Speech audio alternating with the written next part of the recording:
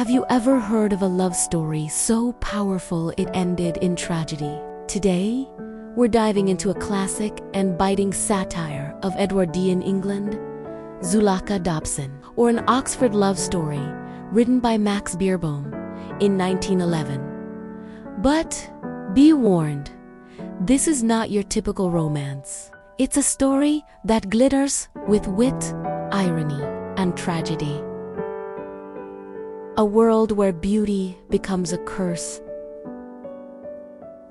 Admiration turns into madness, and love leads to death. Join me as we follow the enchanting yet dangerous Zuleika Dobson, whose beauty stirs a city of scholars into complete and utter chaos. Our story begins in the hallowed halls of Oxford, England, a place of quiet scholarship and gentlemanly pursuits. The ancient colleges hum with the life of young men devoted to study, tradition, and honor. But that peace is about to be shattered. Into this world steps Zuleika Dobson, a woman of such dazzling beauty that no man can resist her charms. She's the granddaughter of the warden of Judas College, a dignified and scholarly man who has long kept his heart guarded from the follies of love. Now, Zuleika isn't just beautiful, she's a professional magician. She performs magic tricks,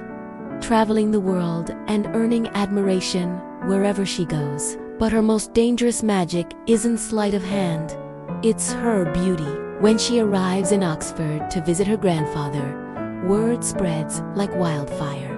The undergraduates of Oxford are instantly captivated. They swarm to catch a glimpse of her, crowding the streets, peeking through gates, whispering her name. Suddenly, Oxford, a city once devoted to learning, has fallen under a spell. Among those enchanted is the Duke of Dorset, a young man of extraordinary nobility, refinement, and self-control.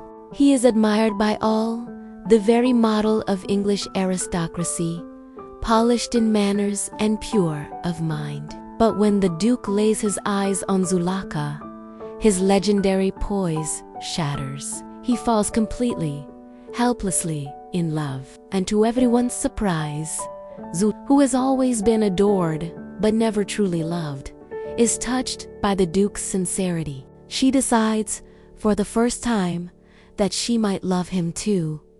But tragedy soon takes root in a misunderstanding. When Zuleika confesses that she has never loved any man before and delights in the devotion of others, the Duke realizes she only loves admiration, not love itself. In despair, he declares that his love for her is so pure that he will die for her. He tells her he will drown himself in the river at midnight as proof of his devotion. Zuleika just laughs, thinking it's a joke. But Oxford trembles, for the Duke of Dorset never jokes. Word spreads like a virus through the university that the Duke intends to end his life for Zuleika. Horrified yet morbidly fascinated, Zuleika tries to stop him, but her beauty betrays her. Every student who sees her feels the same passion, the same mad devotion. Soon, hundreds of young men vow to follow the Duke's example. What began as one man's despair spirals into mass hysteria,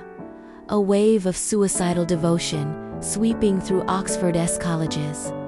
The warden, her grandfather, is appalled. He begs her to leave before more tragedy unfolds, but Zuleika feels powerless to stop it. Everywhere she turns, men are writing farewell letters, polishing their rowing boats, preparing to leap into the river. Beerbohm's satire here is incredibly sharp, mocking the absurdity of romantic idealism and the self-destructive vanity of young men who mistake worship for love. At sunset, the Duke walks to the riverbank. The bells of Oxford toll, their sound echoing across the misty water. With calm dignity, he casts himself into the current, the first to die for Zuleika. The next morning, Oxford is eerily silent. The river is filled with boats and boaties. Hundreds of young men have followed the Duke's lead. Zuleika, realizing the horror she has inspired, collapses in grief. She visits the warden, who now looks upon her not as a granddaughter, but as a curse. Yet even in tragedy, Zuleika's beauty remains unearthly. She walks through the morning city like a ghost, unable to escape the crushing weight of what she has caused. Beerbohm's tone here masterfully blends irony with melancholy. He mocks Zuleika as vanité, but also paints her as a victim of her own charm, trapped in the role society gave her. Oxford itself becomes a symbol, a once rational world, now destroyed by emotion and illusion. The ancient towers seem to mourn, as if civilization itself has gone mad in the face of beauty.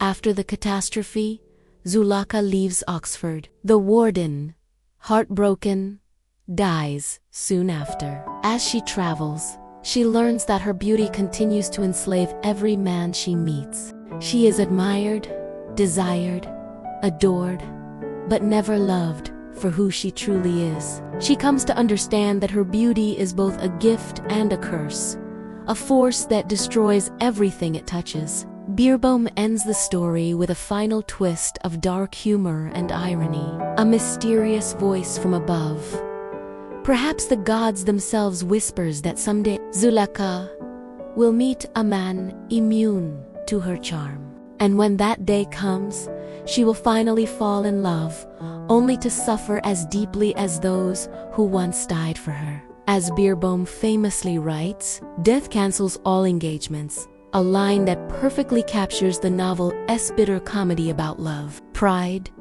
and the vanity of human desire. And so ends Zuleika Dobson, Max Beerbohm's only novel. A dazzling, ironic masterpiece that skewers Edwardian society, mocks the cult of beauty, and turns romance into dark farce. Through Zuleika's eyes, we see the dangerous allure of perfection and how love, when mixed with vanity, can lead to utter destruction. It's a tale where laughter meets tragedy, where Oxford's dreaming spires become tombstones, and where one woman's beauty drives an entire city mad. Thank you for listening to this storytelling summary. If you enjoyed this literary journey, don't forget to like, subscribe, and stay tuned for more classic novel narrations.